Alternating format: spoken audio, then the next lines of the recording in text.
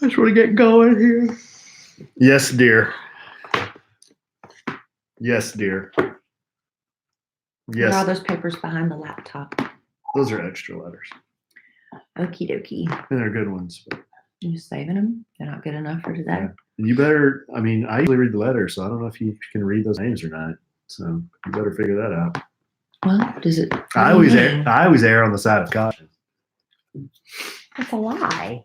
I usually make up hello, Mark, Abraham, Albert, Molly. Well, I'll read it, and then at the end, if they say I can say the name, I will. Hello, Linda Wynn. Dude, heavy audience so far. Edson, Andrew, my man. We might have poker night tonight. Good.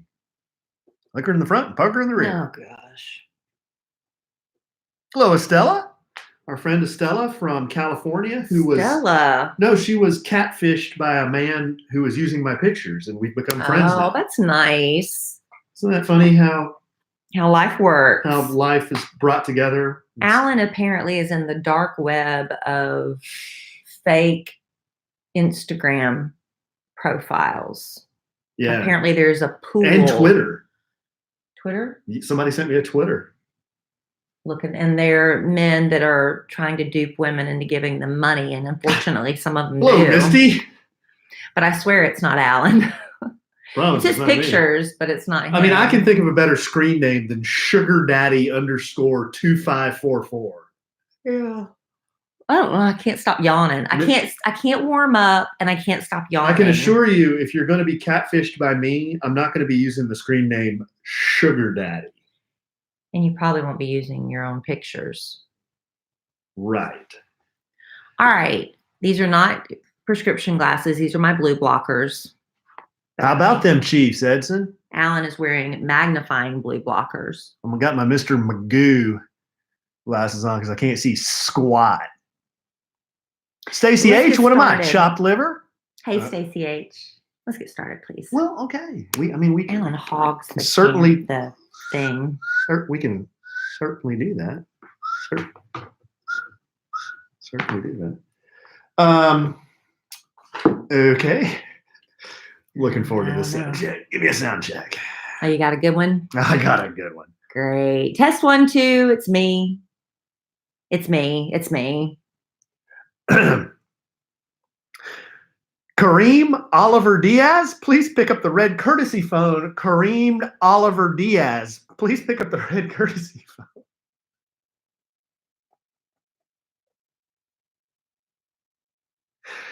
Kareem. You don't need to say it again. Oliver. You don't need to say it again. I think everybody got it.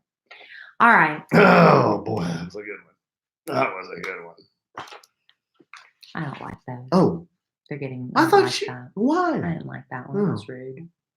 Well, what's the level of rudeness I can go to, or lewdness? You know when they're too vulgar. All right. I've noticed the ones that have the word. Yeah, don't. Enough. All right. Rhymes with thatch. Okay, you ready? Mm-hmm. Mm-hmm. Welcome to another episode of A Sandwich and Some Lovin' podcast. I'm Kelli Raspberry Evans, and this is my husband, Alan Evans. Hello, I'm Alan. A-Train in the house. Trying something new. Yeah. It just kept getting like to a higher level and a higher level and a higher level to pretty much. Can you go? Yeah, I'm coming on here and screaming at the audience as I come on. So we're just starting over. I thought I'd just take it down a notch. Start over from ground zero with your intro. Well, yes. I don't know that it's ground zero when you introduce yourself with 2 nicknames, but I'm just going to dial it back a little bit. All right. Well, I'm glad you're here, dialed up, dialed in, dialed down, however you're here. Yes. I'm thankful you're all joining us again for another episode of our podcast. Alan and I decided we're going to answer some letters tonight, some emails from the podcast family. They have really been piling up. And so we're going to take care of some listener mail today. I think that's a good thing to do. It's called Mailbag Night. Mailbag Night. Is that what we're naming it? Even though it's emails, but you know. We're going to get our big bag out. Yeah. Our big sack. I like doing that because, you know, it kind of lets us know what you want us Yes. to talk about, what strikes a chord with you. And it could help us with, future podcast topics. I had somebody today on Twitter. I haven't had time to go into it, but right before we came on to record this podcast, they tweeted me a link to a really great article about code words that cheaters are using to get away with cheating. What now? I think that's really interesting. Code words to get away with cheating. Are we gonna talk about that? Not tonight. Oh. I just said it happened right before we came on the podcast, but I was really appreciative of that. I was like, that's really cool that somebody wants to be engaged and help us come up with podcast content. We can either take that as a compliment or, hey, you obviously need help coming up with content. It could be taken one of two ways. We've always encouraged the audience to give us ideas for content. We love This it. isn't our podcast; it's their podcast. We do it for you. That's what we're doing it for. I mean, don't jip the listener. They're the customers. Yes. And the customer's always right. We want you to be 100% satisfied. Most of the time. Most of the time. Sometimes we're going to fall short, but tonight we hope we come through because we're really leaving it up to you. It's on your shoulders tonight with your interesting emails. It's on your broad, brawny shoulders. So me and the Gilligan here, I'm the skipper, are going to go through some of these letters I want to be Ginger. in our sack. You can I want to be be Ginger Well, tonight. You can be Ginger. Can I be the professor? Sure. He was very asexual, wouldn't you Whoa, say? whoa. He wasn't He asexual. wasn't. There was nothing. He wasn't interested at all in Ginger or Marianne, and they threw themselves at him.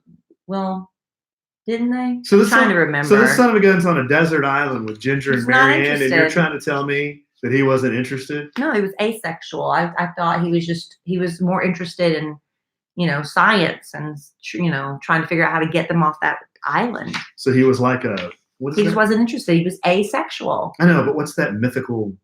A eunuch? Eunuch. Yeah, a eunuch. So he was like a eunuch? I didn't say that necessarily. What is a eunuch? I think a eunuch doesn't have any sexual organs or parts, right? I don't know. I've just heard the word. I think that's what that means. Really? If I'm wrong, I was put on the spot, so I'm not trying to be an authority on what eunuchs are, but I think that's right. A eunuch. I don't have time to Google it, and I don't want to ask Siri. Well, because my phone's right here. our studio audience, which is here in our studio, our live studio audience, on YouTube, where we record this. They're always very helpful. And what are they saying? Well, one of our live studio audience's members said that a eunuch has no balls. So is a eunuch just a castrated man, or does he have a penis? Does a eunuch have a? Then how would he go to the bathroom? What did you I thought say? a eunuch had no sexual organs. It's just a eunuch is just like a castrated man. Is that right? Well, I don't really know. I don't really know. I'm sorry I brought it up. I don't even really know. I haven't studied it. Is it from Greek mythology? Why don't we ask Siri? I don't have my phone with me. Let's ask Siri. Here, hold on. Let's ask Siri. All right. Watch how this is works. real time. Which one? Siri? Hey, Siri. I'm listening. What is a eunuch? Here's what I found. And I get web results. I know. I hate that. I just want her to tell me the answer. They give Okay, me here you go. websites. Here you go. The term eunuch generally refers to a man who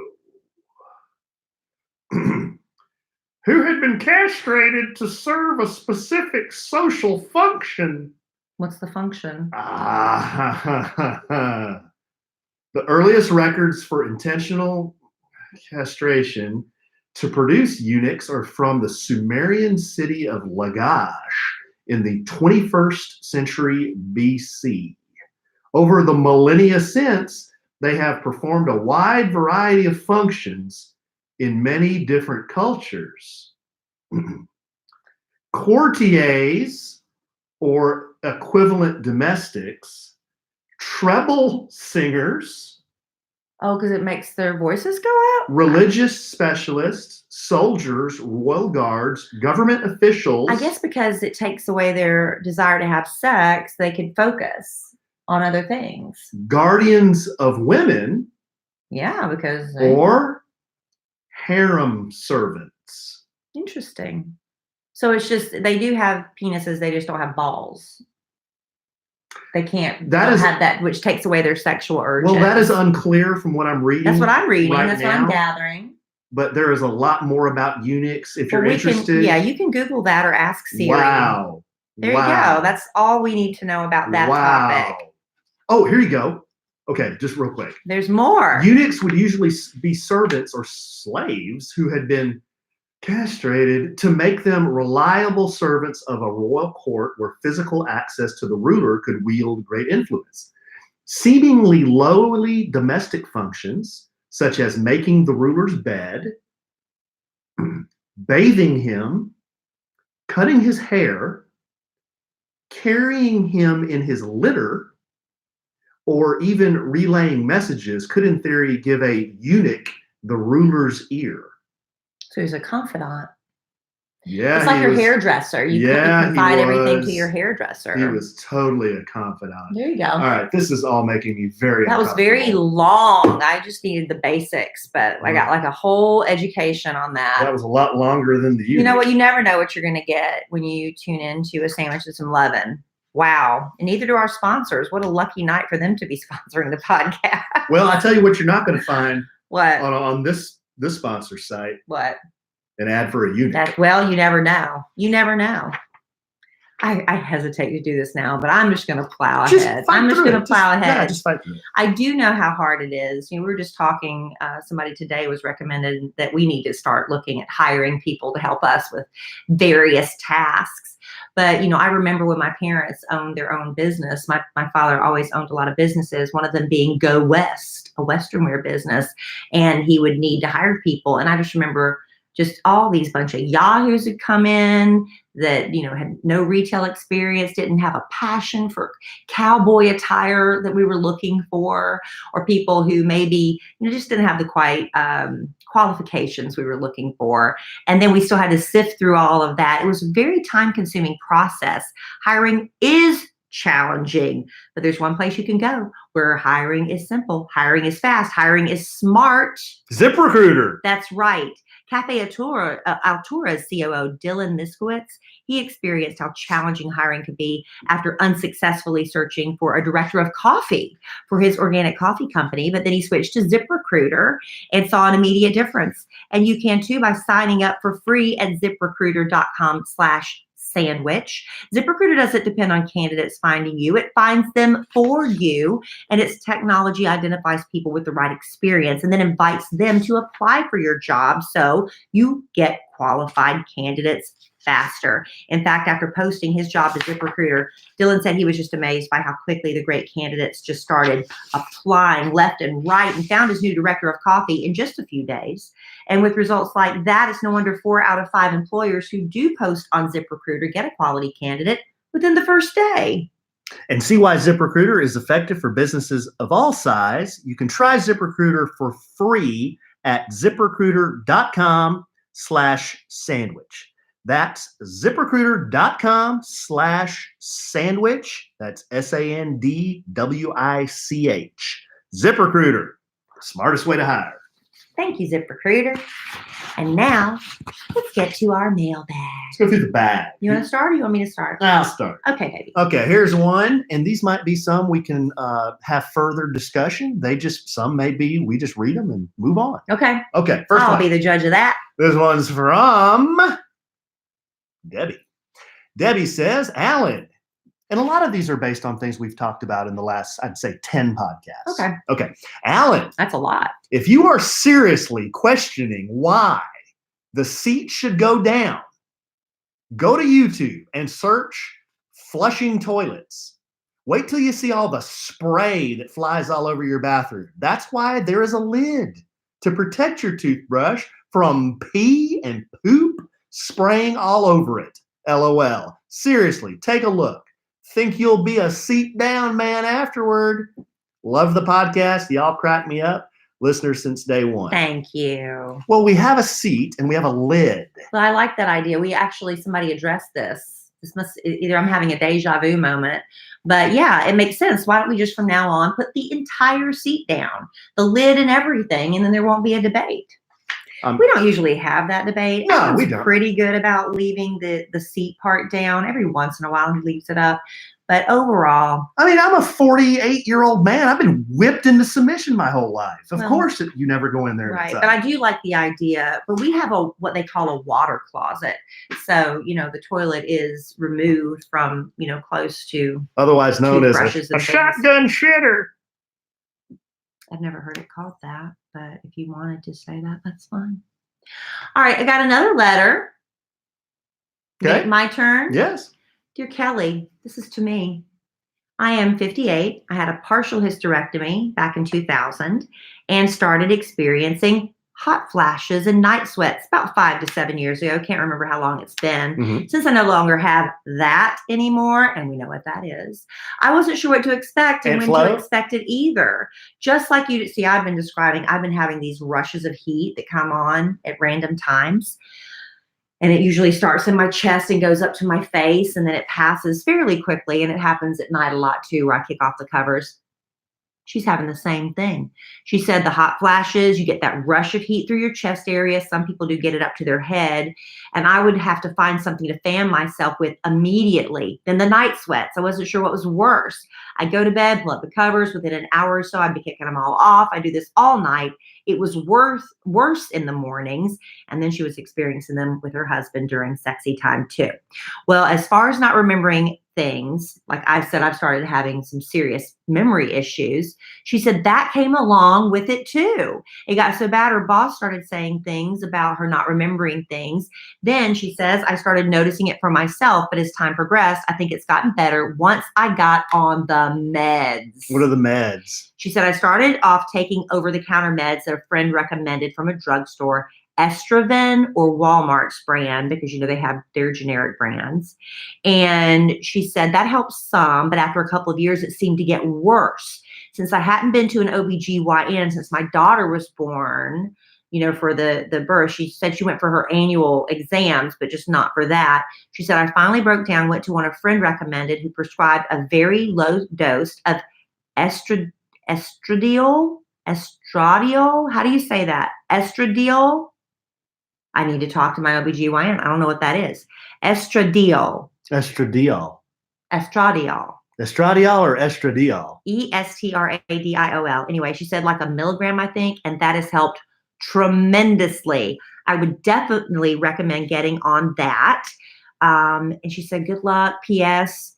So happy you and Alan found each other. I actually love watching the podcast on YouTube and more than hearing it. I just love seeing you guys interact and love Alan's buffoonery. Yeah, I love it too sometimes. Thank you. More than others. Thank you. I'll keep watching, listening when I can. Keep up the fun, boogaloo. And that's from Denise. Thank you, Denise. I'll ask my doctor about that. It's almost time for my annual doctor exam. I usually try to schedule it around my birthday in April. So I will ask because my memory is not good. My daughter swears to me. So are you going to ask about that? Ask about what? The estradiol? Yeah. Yeah, I just said I would. Oh, okay. Didn't you hear me just say that? No. Maybe I need some estradiol. I literally just said I was going to ask about that. I did? In my exam, Or which you I did? usually schedule around my birthday. I'm very confused. Maybe you just need to pay attention to your wife pill. Whoa. That's what you need. Whoa. But yeah. Why'd you say that with such anger? Because I just said it and you didn't Why'd hear you a say word that I with such said. anger? It was not anger. And don't you blame it on that time of the month. So I don't get it anymore. Have I ever said anything like men that? are. Have I ever said anything like that? No, you haven't. Thank you. But my daughter swears that I had a conversation with her, and I swear to her I didn't. But here's the thing. I have nothing to back it up with because I can't remember anything. But I swear, she says I said, what was it? I can't even remember. She swears I said something. I said, Emma Kelly, I would not say that. And she swears I did. I need to get on that estradiol if I can remember it. Okay. I have to hang on to this letter and take it with me to That's the a good doctor. letter. All right, we got a lot of letters here. Here's another one. This one's long, but it has a lot of good detail in it. This is something we've addressed a long on letter. other podcasts. We talked about it on the last podcast. It's long. This one is subjected. Is that even a word? Swinger/open marriage 101. Wow. Do we need all that detail? Dear Kelly and Alan, you can call me Ann, and I will refer to my husband as Mike. Ann and Mike. Okay. Longtime listener, huge fan of the podcast. I've listened since day one. I will make this as PG as possible. I was first aware of swinging when I was in college, but never exposed myself to it. But I always had a curiosity. On the first date my husband and I had, we were very open about our past and sexuality. First date. Yeah, I admired him for telling me the reason behind his divorce and his secrets. About 2 years into our relationship, we watched an episode of Nip Tuck that had a swingers party on it. Right? This kind of sparked an interest with me and my husband, and I found a club like this in Louisiana. It was a 2-hour drive, so we decided to try it out. Do you Google that? Probably. Do you ask Siri? We called the guy who ran the whole thing to find out more info. So here it is. Please remember, this has been our own experience. Okay? I'm sure everybody has a different experience. When you attend for the first time, you get a tour. They have a swimming pool, picnic tables, and pool chairs. In the pool, you can be nude or clothed. It's completely up to you. Inside, there was a stage to strip on with a pole and cages in a hot tub where clothing was optional as well. I danced in a cage once at a nightclub. That's kind of like something they do. It was called, what was it called? It was some club in Myrtle Beach, South Carolina. It was named after like a pirate ship or something. I forget the name of that. But I remember getting up there one time with Sarah Beth Harrell. So it sounds like we were dancing in a cage at a club. Sounds like you might be open to. No. Okay. This was at the club named after a pirate ship. I can't remember the name. There was a bar and refreshments that a cover charge paid for. Well, it sounds like a normal club at this point, except for the getting naked at the pool part. Well, let me read on. There were rooms with beds side by side. That's just nasty. With see-through curtains. Don't judge. Don't judge. That's nasty. Do they change the sheets regularly? There was a woman's only room. They have eunuchs there to change the sheets? There was a woman's only room and toys. And they're probably not talking about teen. I know. Big screen TVs to watch sports. Sounds like a fun place to me. There was a locker room to get dressed. You can also walk around in the nude as well, which I practically do in Mexico. Let me tell you that my husband and I are not models. We're average people. We're overweight. Nobody judges anybody at these things, which we love. If a woman is approached and she says no, then you must move along and find someone else. No means no. You could attend for one night or spend the night all weekend and pay a little more for that. Okay? The first time we attended, it lit a spark. It gave us stuff to talk about and adults that we had a lot of stuff in common with. There are groups on Facebook and websites. Oh, my. Look up swingers lifestyle on Google and I don't want that in my search. All kinds of places and people. I don't want that in my search history because when I'm murdered, because that's going to happen, it's just a matter of time. If you listen to all these murdering podcasts, the first thing they do is they go to your laptop and they look up your search history. I'm not having that in my search history. Okay, so she's kind of laid out what the club is like. Now here's where she gets into, here's the deal. Fast forward to my husband and I getting married in September of 2017. He received a promotion that put him 4 hours away from me during the week. I have a mindset that for a long time, if you are apart for a long time, someone will cheat. Our rule was to tell each other before it happened and ask permission and to protect ourselves. We were both accepting of that. Eventually, we found a smaller group of people closer to us that would have monthly get-togethers. Honestly, for me, it was a way of getting out of the house and socializing with people. There were times that we went to the smaller party and just hung out with people, and we did no lewd things. My husband and I have now been together 4 years, married for 2. We have a 7-month-old baby. We love each other more than we ever did when we started this type of life. I have never seen special rings on people or pineapples on front porches. Well, there was an article that said that's how y'all can tell. Why does it have to be us and them? Why do you have to? Because it is us and them. There are 2 types of people in this world. Swingers and people that don't swing. There is a term unicorn, which is a woman that is open to trying anything. Yeah. If you choose to read this on this podcast, great. Done. If that's not. Yeah, we can't get away from the swingers subject. If not, that's okay. It's because it's so interesting. I totally understand. Thanks for talking about this subject, and I know judgment will not be placed on us for choosing this lifestyle. Not from me, Ann and Mike. Not I do from judge. me. Not I from do me. judge a Not little. from me. I do a little bit. I do. I'm not gonna lie and say I don't. I do. I think it's weird, but you know what? It works for y'all. Right. It would not work for me. I don't know. I need to know. People may think it's a little weird It's that you hard make me enough- dress up in a furry costume too. Right, But that's true. That's I mean, so hey, that's true. what we like to do. That's so true. You know, what you just it makes said. it's a little demeaning to me to get dressed up like a dog and walk around on my hands and feet. Right. But that's It's that's what, our it's bit. what you make me do. That's our bit. And you didn't even change your voice to say that. Because that's how true it is.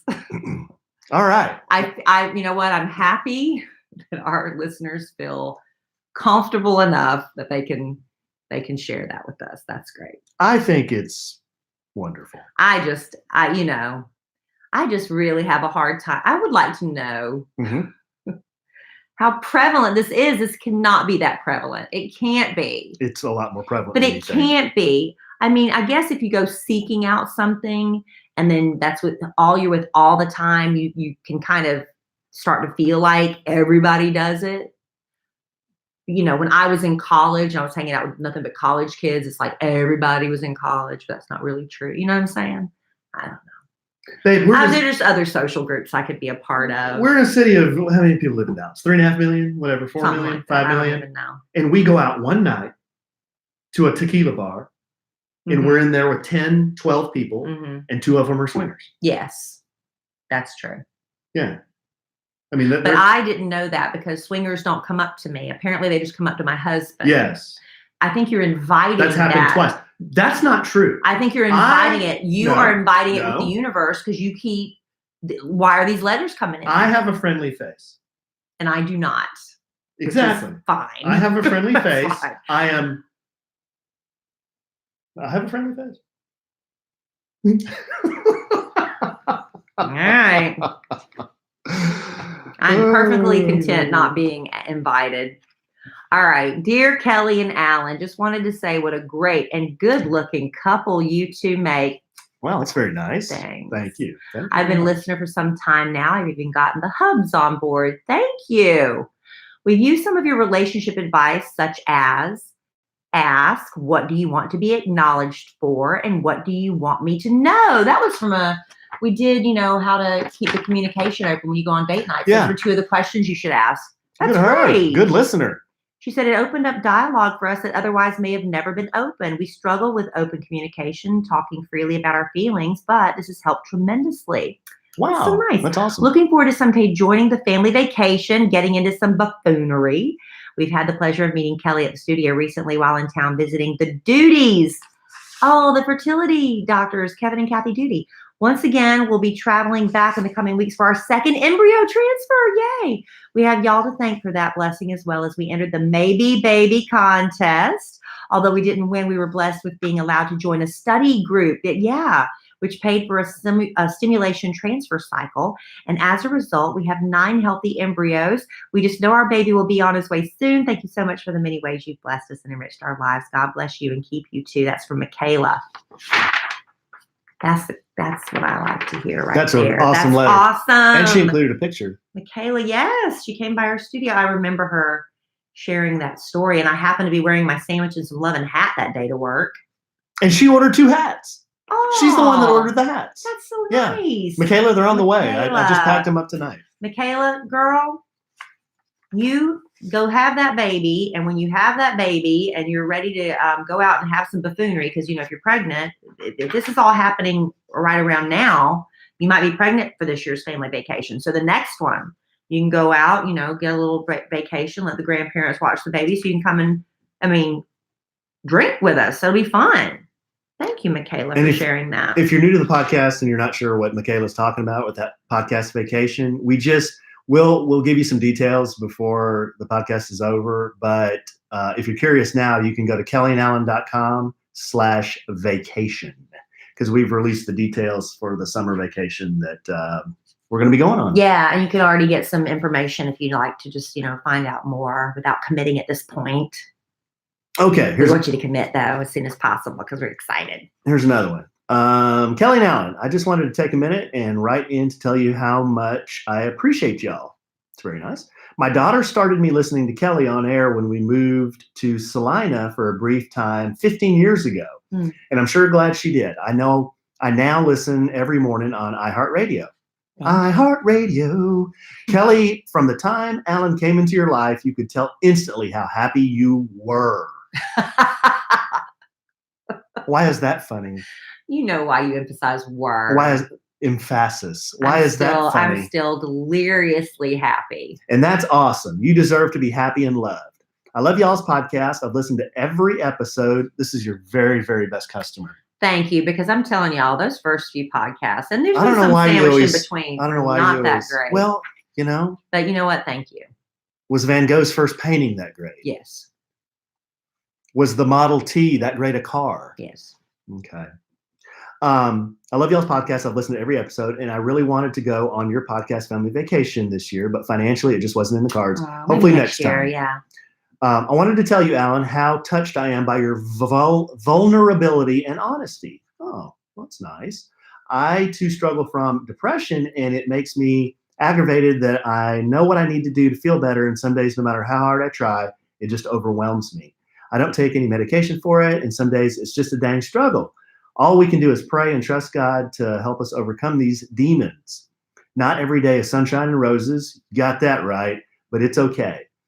That's true too. I know it's harder for you because you're now in the public eye and you have to smile through it. But from the bottom of my heart, I want you to know I see you and you're an inspiration. Well, that's very sweet. On the good and the bad days. I want y'all to know that listening to you communicate and be open and honest, funny, frustrated, and real is good for my soul. And I appreciate you both. God bless. Very nice. From Angie. Thank you, Angie. That's very sweet. Very sweet letter. Well, real quick before we continue with more of these letters, because, we got a few more to get through. We got a lot of email. We appreciate it. If you ever want to contribute, you can always reach out to us on our social medias, but you can also email us at podcast@kellyandallen.com. KELLIE and ALLEN.com, podcast@kellyandallen.com. A lot of times I need to decompress. I got a lot going on. I've got to, but I just need a minute just to kind of give my brain a break. So it's always right there, my cell phone. We've always got it. It's practically fused to our hands, isn't it? But you can really quickly just pull out and play a little game of Best Fiends. Best Fiends. Yeah, it kind of lets the troubles melt away, but keeps your brain a little active. With Best Fiends, if I'm, waiting for my daughter who is, lingering and not getting to the car fast enough during carpool, pull out the phone, play a little Best Fiends. Waiting in the doctor's office, your appointment was at 2:00. It's still 2:30 and they have not seen you yet, but the time flies by because you're playing Best Fiends. What I love about Best Fiends is you can even play on the airplane when you're traveling because it does not require the internet to play. So that's great too. You don't have to pay for that extra Wi-Fi or whatever. It's a big selling feature right there. It is. Best Fiends, it's for adults, but really it's for any age group. Cute little bugs that have different weapons. It does take some strategy. Sometimes I'll get on the level, I'll be like, I can figure it out, and I can. You just have to figure out, which weapons to use, which ones to power up to defeat that slug and get to the next level. It's really fun, and you can play for as little as long as you like, and I just think it's fun. Alan has he's always encouraging me. Every time he sees me playing Best Fiends, what's your little cheer for me, babe? Get it, babe. You kill them slugs. That's right. That's my mission. Engage your brain with fun puzzles and collect tons of cute characters. Trust us with over 100 million downloads. Wow. This 5-star rated mobile puzzle game is a must play.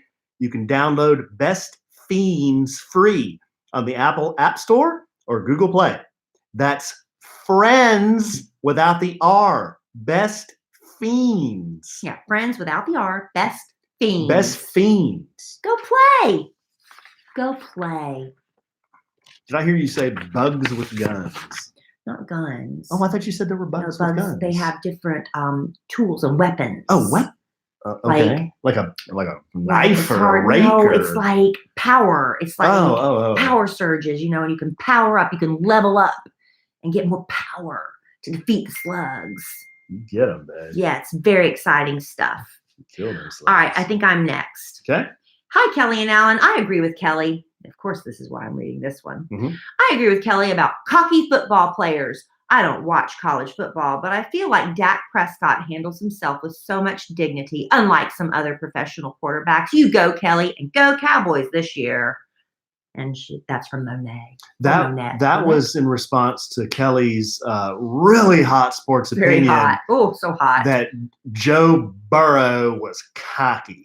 And then you started this big war between, we had a listener named Brooke, and she was a Clemson fan. No, Carolina fan. Or Carolina fan, sorry.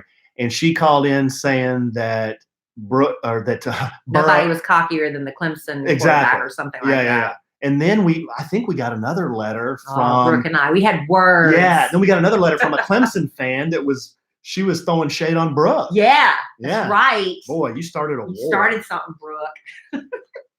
You're a divider, not a uniter, babe. That's right. What's the matter with you? I do. What's wrong with you? All right, here's another letter. Told you it was a mailbag tonight. I know, we got a lot. Oh, a lot of time. Got a lot of time left, too. Okay, here's another one. This one's from Randy. She says, "Hey, Kelly and Alan. The reason I'm assuming it's Randy is because it's Randy with an I." Well, that's typically a woman, yeah. Yes. I wrote earlier this week about pet peeves. This was my first time ever writing a letter, knowing it might be read on the podcast, and I got to say, it was weird hearing my letter aloud. Oh, now you're getting two read aloud. Hope it didn't come off as angry or polarizing. I was laughing hearing y'all's pet peeves segment, and I thought I'd join the fun. I wanted to make sure to tell you all both how much joy the podcast brings to me. I recently heard one where I know it's Alan reading this, described Kelly falling on a wet marble floor as sounding like a steak slapping the floor. And I could have died. And I doubled over at work. I could have died. That was in Mexico. I was in Mexico. It was a mess. Kelly was buck naked.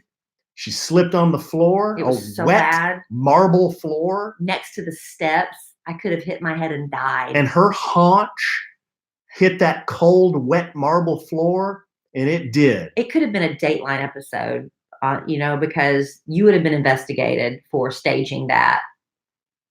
Imagine taking a big, flat, defrosted steak out of your fridge and then throwing it up in the air like a frisbee, and then it hitting your floor. That's what it sounded like. Bad. I love Kelly's positivity and enthusiasm, meeting and interacting with listeners and, everyone. I have really enjoyed getting to know her differently through her podcast versus the nationally syndicated Kidcratic morning show. She is a beautiful person inside and out. What nice. What about Randy? Chopped liver? Nice. Thank you, Randy. Oh. Alan, you are the perfect match for Kelly. I love that you take such great care of her and your children. The episodes where you showed vulnerability, I must be a very vulnerable guy, because this is the second one. Right. Talking about your family growing up or your struggles with depression were so raw and relatable, and I'm glad you shared. You're just awesome. You guys have provided me hours upon hours of entertainment, and I want you to know this listener is a diehard Sandwich and Some Lovin' fan. Thank you. Or maybe ASSL. Please enjoy that abbreviation. Love y'all, Randy. Thank you, Randy. That's very, very nice. I guess we could call it Assel, but Assel. Assel. ASASL. Assel. Well, we do ASASL, a Sandwich and Some Lovin'. Mm-hmm. She's saying do ASSL. Assel. Assel. Get Okay. it? Get it? Assel? I guess. Good morning, Alan and Kelly. Oh, they wrote this in the morning time. Alan and Kelly, longtime listener here. I wanted to tell you, if your listeners are trying to search for Fall of a Titan, it's now under lateral damage. The Fall of a Titan is the first season, so they can download the episodes from there. I don't know what they're talking about. What is Fall of a Titan? Well, I've talked about that on 2 or 3 podcasts. What is that? I forget. I tell you, my memory is and shot. I'm the one that can't remember. Alan, you don't listen. That's different from not remembering. Oh. When I sit right here and say, I've got to go to the doctor, and you say 10 seconds later, you need to go to the doctor, that means you weren't listening. I don't remember what Fall of a Titan is. That's the podcast about Steve McNair. Oh, that's what it's called? Fall of a Titan. But it's now called Lateral Damage? I guess, yeah. I found it through I can't say it. Fall of a Titan. The Fall of a Titan is the first season, so they can download the episodes from there. Yeah. So maybe are they exploring I don't know. other murders I need or to something? research that. I just listened to like 8 episodes. The Fall of a Titan. I forgot about it, so thanks for reminding me. Oh, so one of our live studio audience members, Kara, says they do in fact have a second season, and it's called what? The Lateral Damage. Lateral Damage. Lateral Damage. Okay. Is it from the same murder? It's just showing what happened after the lives that have been affected after the fact. That would be collateral damage, right? This is lateral damage. Okay. Kelly, what did I miss with the hair flip trick? I can't find it anywhere, and I've tried to Google it, so please fill us in on the podcast. All right, so this is on the Kid Craddock Morning Show. Nationally syndicated. What happened was our producer, Nick, he said, something's different. Does anybody notice anything different about me? I said, well, it looks like you had a haircut. He said, that's true. He said, but have you noticed I changed the part in my hair? He has been going to get his hair cut for years and years and years, and he has this really bad cowlick. And he finally went to a new hairdresser. She said, well, have you ever thought about changing the part? He changed the part, solved the cowlick issue for him. And then I brought up the fact, I said, well, my hairdresser has always said every once in a while, you should change your part because it gives your part a rest. Because, I mean, I guess that constant separation there. But what happens as a result, it also makes your hair a lot fluffier. So when you change your part, you suddenly have all this great body. That looks like Alicia Silverstone hair. I mean, you've got to kind of work with it a little bit. I'm just doing it right now on the podcast for those watching on YouTube. But it just gives you suddenly all this body.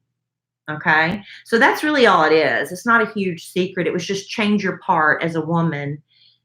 According to my hairdresser, it gives your part a rest, but then you get extra body. What if you have hair like a chia pet and you don't have a part? Well, that doesn't apply to you. Okay, and so then she has part 3 of her letter. Okay. Also, some true crime podcast recommendations. Yes, I love true crime podcasts. Some of them I've been trying based on recommendations from listeners, based on recommendations from articles, and honestly, some of them I can't listen to. Why? It's either in the way they're delivered. I have to have it. Whoever's doing the narration, if it's not pleasing to my ear, I can't do it. What's not pleasing to your ear? Well, it's like just the way they read or deliver. There's one someone podcast, with like a funny voice or something. It's just the way they speak and the way they deliver it. I don't like it. And there's 2 people. One, it's a guy and a girl, and I don't remember that. I don't want to disparage anybody. I don't want to criticize because it might be your favorite podcast, but they laugh hysterically nonstop, no matter what he or she says. It is the funniest thing you've ever heard in your life. And they're talking about murdered people. I know people like that. They're talking about murdered people. So it's like nervous laughter. No, They think everything they say is hysterical. And I tried, I gave it an episode and a half. I said, I can't do it. I can't do it. It was like nails on a chalkboard. So let me see what this letter's from Courtney, what she recommends. She says she loves Case File. She said the first few episodes are hard to understand due to his accent, but you get used to it. See, it's got to be pleasing to the ear, Courtney. And she said Sword and Scale, and True Crime Garage. Not True Crime Garage, but Ear Hustle goes inside and talks to men in prison, and Criminal. Those are short 20 to 30 minute episodes of random events. Okay, so I don't understand the way she's phrased that last sentence, but we've got Case File, Sword and Scale, True Crime Garage, Ear Hustle, and Criminal. That's 5. Thank you, Courtney. I'll have to check them out. Good letter. Good recommendations. Yeah. I love Dateline. Dateline ones are good. The only thing is they take them straight from the TV. So sometimes you can tell, like, if they're playing an interview from the interrogation room, it's kind of muffled. I know that on TV they've got subtitles so you can know what they're saying. So you kind of miss some of it there. But Dateline I love. I've been trying to listen to Crime Junkie. That's a real popular one too. It's one of the more popular ones. I kind of like that. I'm getting used to their delivery. It's 2 women And it's just, I don't know. It's like they'll be talking. The one woman says, so the one woman's reading, and the other girl says, wait a minute, go back. I have a question about that.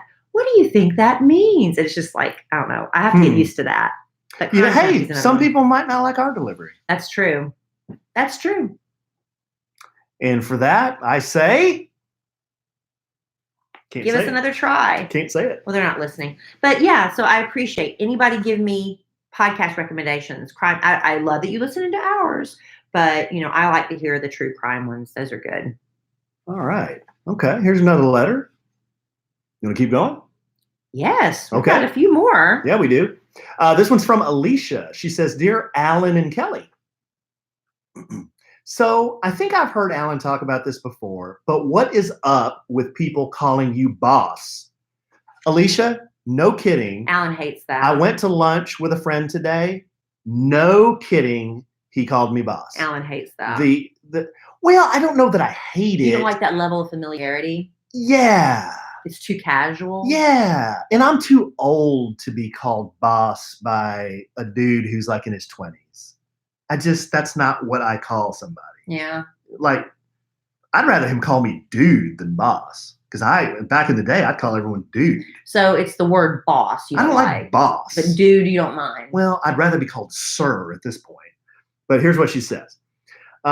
We go to a certain drive-thru on Sunday night after church, and the guy always calls my husband boss. It drives me nuts. What happened to sir? That's what she just said. I want to say, no, I'm not your boss, because if I were, you wouldn't be calling me boss, and you would learn how to speak properly to customers. Anyway, I listen to every podcast. I've been listening to the Kid Credit Morning Show since I was in the 5th grade. I'm now 36. Love your show. Wow. Yeah, we've talked about being addressed before. Boss, man, dude, chief. I said dude. Yeah. Mac, senor. Buster. Hombre. There's a whole bunch of them. Yeah. The most common ones I get called are whippersnapper. No, I get called boss and man. Yeah. What's wrong with sir? I don't know. Either Alan, sir, or Mr. Evans. Is it a millennial thing? Yes. Or when I'm in Mexico, I love it when they call me Senor Evans. Yeah, you like senor. I love Senor You like Evans. that. Yes. All right, Kelli and Alan, I wanted to ask your opinions about a controversial topic. Anytime my fiance and I go out for date night, we notice at least one table of same-siders. I'm not sure why we both find it so bizarre, but it fascinates us to see them and always have to comment to each other about it. A couple sitting both on one side of the booth and the other side is empty. I'm just curious how many people think this is weird versus how many people are same-siders. Love you guys. That's from Jessica. Jessica, it's going to disappoint you to know this about Alan and myself, but every once in a while, we don't do it all the time. No. But we do it sometimes, and it depends on a few things. One of the things depends on the temperature in the restaurant. Mm-hmm. I like to be what, honey? What do I always like to be? It's very important to me. Comfortable. I like to be comfortable. If I am cold and I don't have a jacket, I like to sit next to my husband because he is warm and he kind of shields me from the draft or whatever. That's one reason we would sit next to each other. Another reason is if it's a really bad restaurant acoustically and you can't hear. We have been in restaurants where we will be sitting across from each other. We cannot hear each other speak because it's so loud from just the way the restaurant's designed, or if there's music playing or something. Those are like 2 occasions we would sit. That's the only thing. Yeah. I mean, we don't do it as a typical thing, though. We do it sometimes. Yeah, and the most common for me to go sit on Kelly's side would be because I let her walk in the restaurant first, as a man should. Woman walks in front of you, which means she gets the first pick of where to sit. And if it's a table like in the back of the restaurant, I don't like sitting with my back to the whole restaurant. That's a man thing. I found that most men want to be able to see. I want to be able to see what's going on. So in case something goes down. Exactly. In case something goes down, and I need to get my piece. So if it's a booth And I'm in that situation. A lot of times I'll same side with Kelly. Yeah. Sorry, you'd be like talking about us, Jessica. Yeah, you would. You'd be judging and talking about us You would. like Kelly does swingers. But we don't do it every time. No. But we do it. We're not every time swingers. Or Was that a Freudian we're slip? not every. Well, Are you hoping I'll change my mind? you said you were open to the. I never. You said I did. You was said you were open that. to the pole thing with cages. No, and I stuff. said I have danced in a cage at a nightclub as a young person, new to the club scene, down at Myrtle Beach. What was that place called? The Brigadoon? No, that's not right. I'll think of it. It's like the Flying something. It was a pirate ship name. Give me a pirate ship name. The Matador? Babe, No, that's not right. I've got nothing. But they had cages that you could get up in, and I don't know why. Maybe they were supposed to resemble pirate cages or something. What was that place called? Anyway. Okay, here's a serious letter. You're going to need to get out your thinking cap on this one. Oh. She needs some advice. Okay. Hola, Kelly and Alan. This is a very personal subject, and I truly value both of your opinions. I have no one to truly share this with, as anyone close to me always roll their eyes or tell me you're going to change your mind. Okay. I'm turning 30 this year, single, no kids. I have a career I love, pays me well, and I would describe my life as fulfilled. But the more I live life and think about my future, the more I think I want to be that cool aunt who never got married, never had kids, but happily traveled the world, loved her family well, and was able to help change people's lives for the better. Here's my dilemma. I'm very, very, very unsure about having kids. One of my potential relationships ended recently due to this. After my last relationship ended last year, I decided to look into the possibility of freezing my eggs. I knew that I wanted to take at least a year to heal my heart and find my peace. But I wanted to be proactive, but the more I enjoyed being single, finding my passion and calling, the more satisfying idea of being single and not having any kids sounded really good to me. So here's my question. Alan, how did you know you wanted to have kids? I always meet men who are so sure, but I never get a real answer as to pass on the genes or who's going to take care of you when you're old. Kelly, moms that I talk to about this topic always share with me that they've always known they wanted to be mothers. But is that a natural feeling? Is it a maternal instinct I wasn't born with? It's a huge responsibility. Everything changes, not only your body, but your whole entire life forever. I'm highly confused, and I try to have this conversation with my mother. It always leads to an argument. Heck, I'd even be open to dating and potentially marrying a man with kids from a previous marriage. I just don't know if motherhood is calling. And I'm not sure if I'm afraid of the unknown or afraid of missing out on what some people refer to as the biggest blessing ever. I love you both so much. You two are wonderful parents. You seem to love each other in a very genuine way. So any type of advice or feedback would be very, very, very appreciated. You know, not everybody has that burning desire to be a mother. And some people I know have gone through life, they're married, and they are completely blissfully okay. They knew it wasn't for them, and they've had a very wonderful, fulfilled life, just like you're having. But if you're really not sure, I love the option of freezing your eggs because it is an option. And then if you finally get to a point in your life where you're like, I know I don't want to have kids, you can donate those eggs to a couple who's struggling with fertility issues. There's things that can happen. Or you can always adopt as well. There's so many children that need a loving home that you could provide if that does one day become your heart's desire. It's not fair for people to tell you what you will or won't feel. That's not fair. But that's just human nature. We all think, well, why wouldn't you want? I mean, it's just a natural thing. For me, it was a burning desire to be a mom, to have that experience, to go through, a pregnancy. And I just knew. So that was for me. But if that's not true for you, that's okay. I know several people who don't have children and they are completely fulfilled. Mm-hmm. And sometimes, I've read some studies where they ask women who've had children, and it's completely anonymous, if you could go back and not have children, the percentage is really high from women who say, if I'd have known now if I'd known then what I know now, I would not have had children. So there's that boat too, that people do, but it's, a lot of women don't want to talk about that because that makes you a horrible human being. But motherhood is hard. Parenthood is hard. Fatherhood it's hard.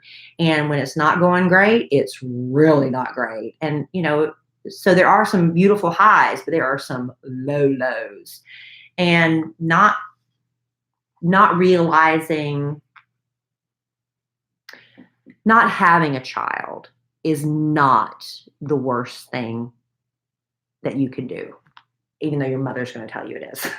Because your mother's going to tell you that it is. But don't do it. I mean, who are you satisfying if you're the one that has to live with that decision? It's your life. Yeah. But it doesn't make you a horrible human being. It really doesn't. I don't think it does either. So she asked me, babe, how did you know you wanted to have kids? I'll tell you what, you may be surprised to learn that, I'm in my late 40s now, but when I was in my late 20s, early 30s, I really had a hard time. As you mentioned, some of the guys that you've talked to, I also had a hard time kind of coming to terms with, when do I want to have kids? Because of the responsibility? I just wasn't, I don't even know if there's like one reason other than I just didn't feel ready, But if I knew then what I know now, and I had the maturity and the wisdom then that I have now, I would have had them earlier. We didn't have our first until I was 34. So I was a little bit older. And then we didn't have the last until I was 40, So I had my first. Yeah. When I was 39, almost 40. So, but I had fertility issues. So I really had to struggle for that. But we had them later. And that's for a number of different reasons. But I guess I wish sometimes I had them earlier. Sometimes it feels kind of weird to be the oldest dad or oldest. But it's becoming more and more common. It's becoming more people common. Are putting off, right? For whatever reason. But I don't feel like a horrible person, like something's wrong with you. It's not for everybody. No, but I tell you what, like Kelly said, it's the greatest feeling in the world to me to have children sometimes. But then sometimes it is the hardest thing you could ever do. Yeah. The hardest thing to ever do. Yeah. So it's definitely life-changing, I'll tell you that. Yeah. For better or for worse. Yep. In sickness and in health. That should be the vow you take as a parent, right? That's right. All right. So I've got more, well, real quick, only because I should have done this I didn't read ahead. Alan wanted me to be surprised with these letters. I would have gone ahead and done this one back to back with the last one because it's got more podcast recommendations. Long-time listener, first-time writer. You can switch that. Well, but I thought I'd just do back to back. That's fine. It's up to you, babe. I've been through some difficult times personally the past few years. Listening to your podcast has been that bright spot in my day where I can just forget about things for a while. Thank you. Thank you, Amy, who's writing this. I'm writing in as a fellow lover of true crime podcasts to give you a list of some of my favorites. Real Crime Profile, hosted by a former prosecutor who later was an FBI profiler, a former Scotland Yard investigator who later worked with the FBI, and the casting director for Criminal Minds. They go over very famous cases and profile them. Real Crime Profile. The next one, Dr. Death. I did listen to Dr. Death already. I'll be honest, Dr. Death was not my favorite. I liked Dr. Death's first episode. And then I wasn't, it lost me after that. But I liked the first episode of Dr. Death. Have they done a second round, or was it still the guy that did the spine surgeries? I'm not sure. I'm not sure. Up and Vanished. I did listen to Up and Vanished. I think that's one. Hitman. I have not listened to Hitman. Detective Trap. Not familiar. So thank you, Amy Z. You did give me a couple of new ones there. I want you to check them out. Enjoy them as much as I do. Thank you again for all that you two do. And she said we can use her real name, Amy. Oh, very helpful listeners. Yeah, and then somebody gave me a crock pot recipe. Hey, I'll tell you what. Why don't you do that? You mean give the crock pot recipe? Yeah, it's really because it's short and easy, and then I'll do mine because that'll sig you into bringing it home for Jerome. Okay. A little late with the crock pot recipe, yes, because I asked for these a long time ago, and now let me tell you what I've done. I've gone and bought an Instant Pot, and I'm scared to use it. I haven't used it yet. But I was watching that chef on YouTube, and he said the same thing. He said it sat there 6 months before he got up the nerve to use it. Ours has sat there for a while. I can't. I'm scared. That thing's sucking up a lot of counter space. I know, too. it's huge. I had to buy the jumbo one. It's just sitting there. It looks like the lunar lander that It's they landed, bad. the Apollo that they landed on the moon. It's That's bad. what it looks like. It's taking up this half a counter. big silver triangular dome looking thing. And I'm not using it. I've got to use this thing. You know, one of the things that makes me scared to use it is cleaning it. It looks like a pain in the butt to clean. Oh, if it's anything like that rotisserie we have, I'm sure it is a Yeah, pain we in need the to get butt. rid of that to clean. rotisserie. No, keeping And the then we rotisserie. have room to put the Instant Pot. Nope, I'm keeping the rotisserie. Okay, this is from Wendy Wilson. She said, real easy, brown some hamburger meat. You can put it in the crock pot raw, but I prefer to brown it. Add a can of drained pinto beans. Use whatever ratio you want of each. I like that. Just whatever you feel like, Wendy. Cover the meat and beans with salsa. I use Pace mild salsa. Cook all day on low or on high for a couple of hours. Garnish with shredded cheese. Serve with tortilla or chips. Done. Look at there. Salsa, beans, and meat. We give life advice. We give podcast advice. We give recipes. Tips on swinging. Yes. It's a running theme. I hope we can put, no pun intended, the swinger subject to bed for a while. I have a feeling it'll come up again soon, though. And that's fine. I'm glad that swingers feel comfortable listening to a sandwich and some lemon. There's no judgment here. I'll take everybody listening. No judgment from me. Do you want to be invited to one of the parties so you can do some investigative reporting? The thing is, you can't. You have to have a woman with you. I could do a little spelunking. You'd have to have a woman with you, and I'm not going. I might do a little investigating. You ain't going with me. Okay, here's one more. We actually have more, but we're gonna have to save them. We got through a lot tonight. Yeah, because this is a good one, and this will kind of, like I said, sig you into bringing it home for Jerome. Okay. This one's from Megan. She says, when did she send us this? Oh yeah, this is okay. She sent us this a while back. She says, "Happy New Year, Kelly and Alan." Well, yeah, well, it's still early in the year. Let me start off by saying I love listening to you both so much, and I literally LOL every episode. Thank you. I've been listening since the very beginning, and you guys just keep getting better and really makes me feel like y'all are so relatable. Very best customer. My question is more of a recommendation request. My husband and I are celebrating our 10-year wedding anniversary this year and really want to take a special trip as we didn't get a big honeymoon. I know y'all travel a lot and have done several trips to Mexico, so I wanted your opinion on which all-inclusive resorts you both liked and if you felt safe traveling there. I'm also open to other cities you recommend going to. It has to be in the U.S. or Mexico as we live in Texas, and I won't live God's country, Texas, and I won't leave our two little ones for more than a couple of days. Okay? Thanks for any suggestions you have. Keep doing what y'all are doing, and many blessings for your family in 2020. Love y'all desperately. Easy, and it also gives us a chance to talk about our upcoming podcast family vacation. Alan and I, when we got married, we went to a brand new, at the time, and we got married in 2017. At that point, it had only been open less than, 6 months maybe. It was a resort called Unico, UNICO, and it was about 30, 45 minutes drive from the Cancun airport, right? Would you say that? It was further than so about 45 minutes, maybe 45 to an hour. Yeah. It was really nice. And actually, we went on our honeymoon. I went back with the Kid Craddock morning show. Lovely. Very really romantic. enjoyed it. It was very romantic. Brand new. Not much of a beach situation. That's the only thing Alan and I noticed. It had not a big shoreline. So if you we went to the beach once, and it was such a steep drop to the beach that we sat down with our drinks, they immediately fell over. And we were just like, so we spent the majority of the time in the pool there. Beautiful, huge pools. Beautiful pools. We really enjoyed our stay there. Always something going on too. Remember they had the little shot cart going every around? day. It was a lot of fun. They had they did the hats for us. Yeah, They painted the hats. When you get there, in your room, there was a sombrero and a Panama hat. Like, not a sombrero, like I shouldn't say like that. a sun hat? It was like a sun hat for a woman. It wasn't a sombrero.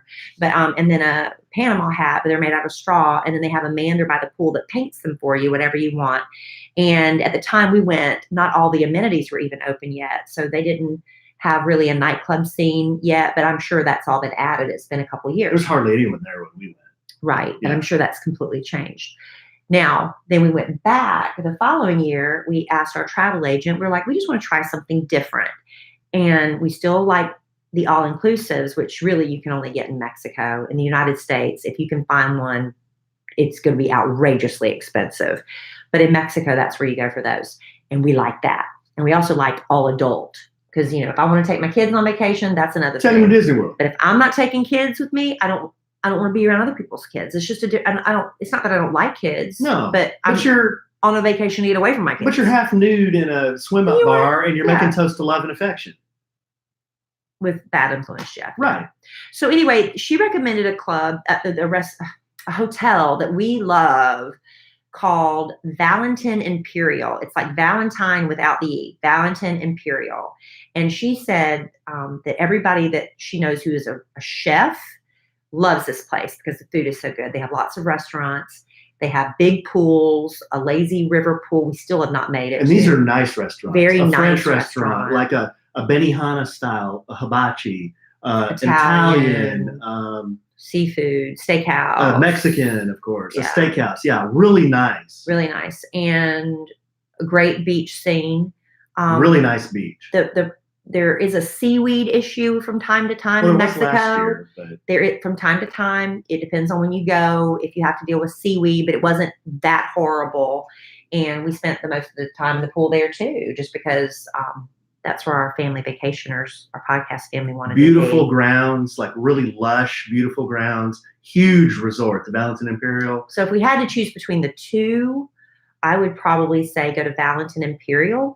There is a Facebook group for people who have gone there 10, 15 years in a row. They love it so much. This will be our third in a row. We love it. We went the first year by ourselves, and then last year we went with our podcast family. We had about 40 people there. And then this year, 2020, we're offering that vacation again. Yeah. You want to tell them about that? Yeah, you can go to kellyandallen.com. Mm-hmm. Do we have a slash for /vacation? /vacation. kellyandallen.com /vacation. There's a form there that you can fill out, but basically it's just so you can get information about the vacation this year.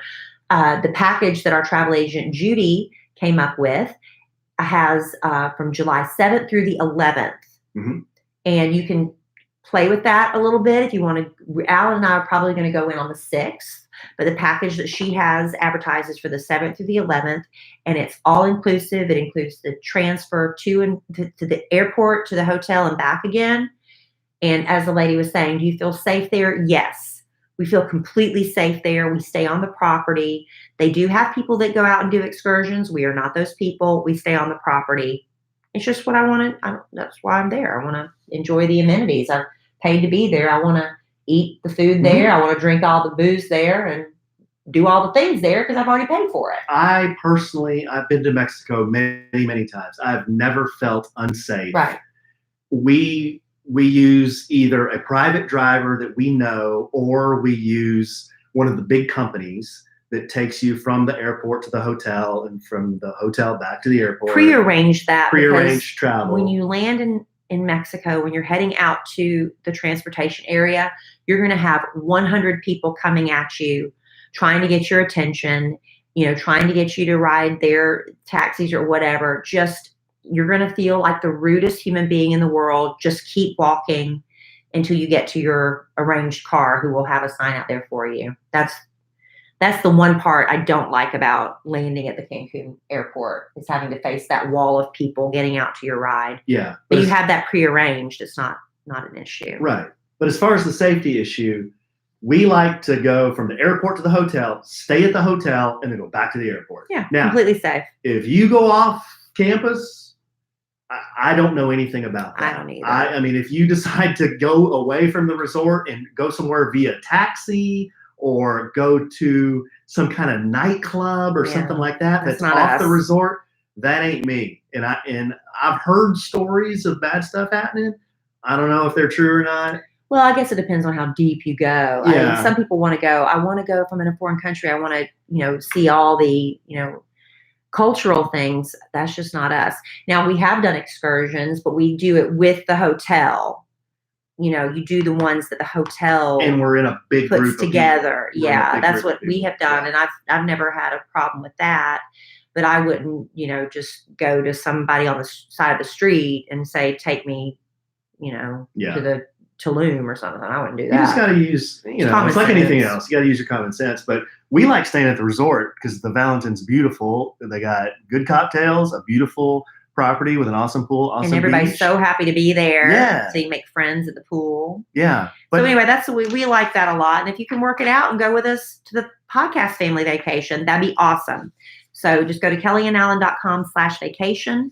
You can find out more about the trip. Judy was able to keep the cost down. So this year, the trip literally costs $15 more than last year. For the whole week. For the whole package. It's basically the same price. Basically the same price. It's $15 more. But if you do go, what we found is we've made a lot of new friends, and we keep in touch with them now, and we actually see them a lot. Except for some, like our friends in Kansas, we don't get to see them, but we keep in touch via text and on social media, and hopefully we'll see them again. But it's been fun making new friends like that, and hey, they got the bat phone. They want to call Kelly Raspberry and go to happy hour. They just dial her up or text her. Right. I'll put on a bra and go. You too can have the bat phone if you come make friends with us on the family vacation. So yeah, there. Hopefully that helped you with that. But that's, if you want to stay in the United States, I mean, I don't know where to tell you to go, honestly.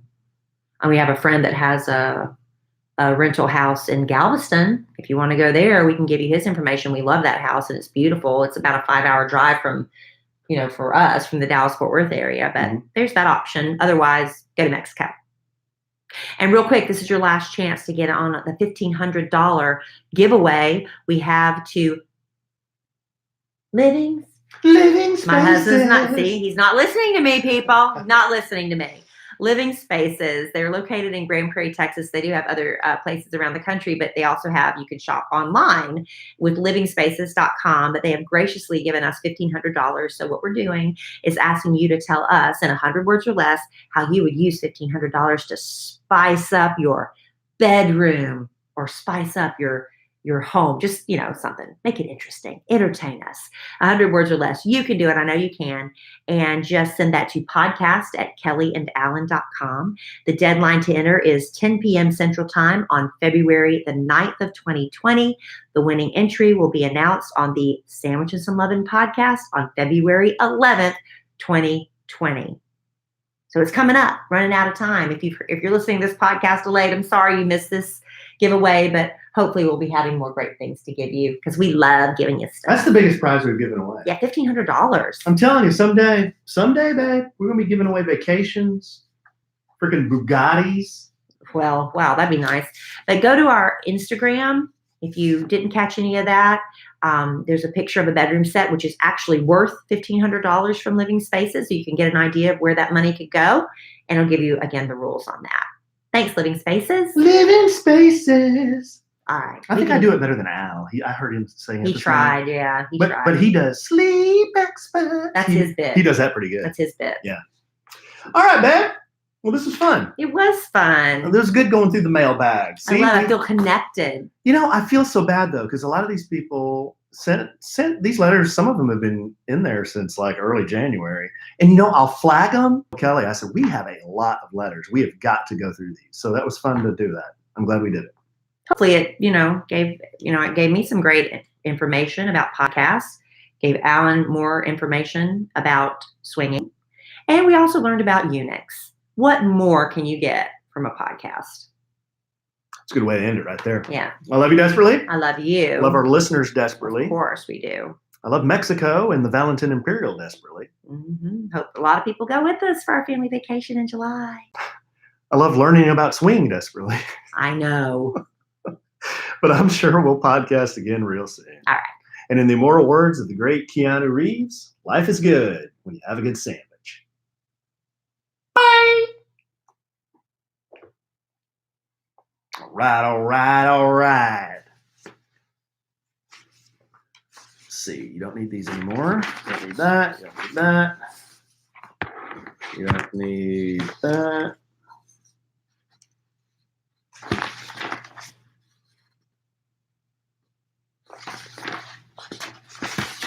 Man, we went through a bunch of them. Holy moly. We did. That was great. I like that because they're all so different. Yeah. It's like a good variety. Yeah.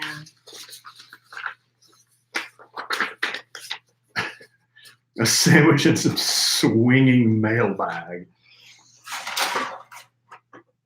A sandwich and some. Was somebody spamming? Because I saw a bunch there's of. a bot or Oh, something. that's why you weren't listening to me. Yeah, I was trying to figure that out. Yeah. I was trying to kill it, but But I had to acknowledge you weren't listening to me because I just said it. living spaces. All right, I'm gonna have to go. I need to go visit with my daughter for a while. She's been up in her room, And we still have, golly, there are about 10 more letters we didn't get to, so I'll have to save those. maybe we can just do a letter a week until we catch up. Mm-hmm. Well, we'll still get more. You know? What am I trying to do here? I need this. I need to turn this off. All right, thanks, y'all. Hopefully, some of y'all watching tonight are going to go with us to Mexico. That'd be a lot of fun. Thank you, Jennifer. Thank you, Michael. Thank you, Sin.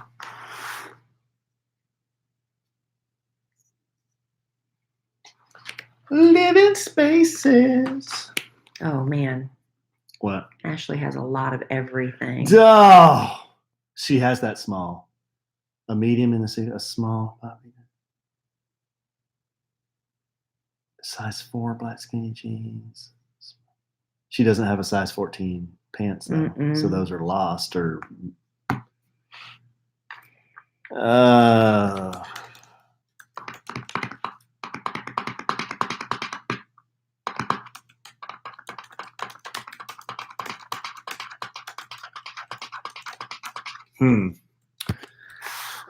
We're gonna have to get that figured out.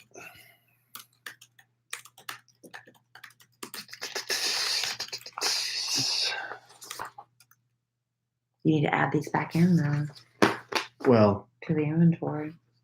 not until they're in the garage. Yeah, but that blue sweater, we didn't sell that, did we? Yeah, we did. We did, so we need that back. Yeah, I need that back. Okay.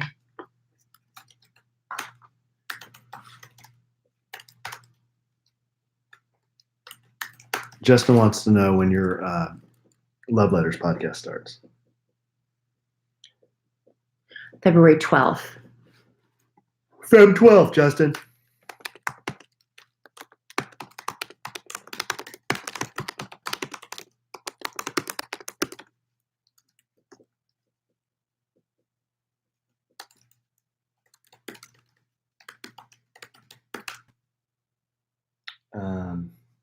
Okay, guys, I got to upload this thing for Stop Talking, and then I'm going to bed. I am. Yes. I've got Living with Landon. Is anybody here going to see Living with Landon tomorrow night with me? Anybody? I'm excited. She's going to be on the radio. We're going to record it tomorrow, and it's going to play back Friday morning. And tomorrow night's for meet and greet, so Alan's going to be alone with the kids while I go down there.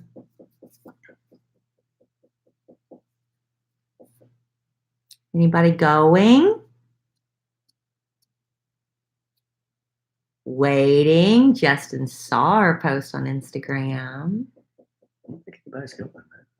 Yeah, there's a few people going. I know Laura's going, and Who? people. Laura from the podcast family. I think she said she was going. Which Laura? Laura Shelton?